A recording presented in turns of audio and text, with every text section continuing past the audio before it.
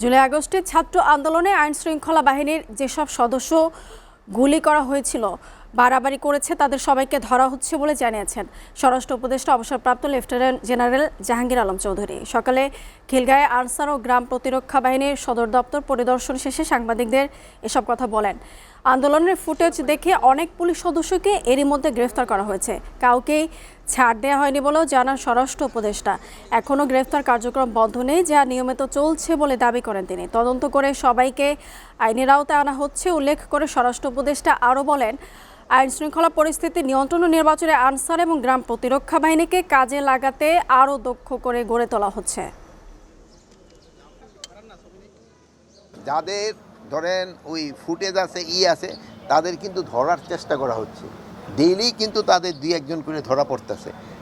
আপনারা হয়তো জানেন যে ওই যে মতিউর, যে ছাগল মতিউর, সেও কিন্তু ধরা পড়ছে, তারও কিন্তু এতদিন ধরা যায় না। মানে যে আসে না কেন সবারই কিন্তু আইনের আওতায় আনা হবে।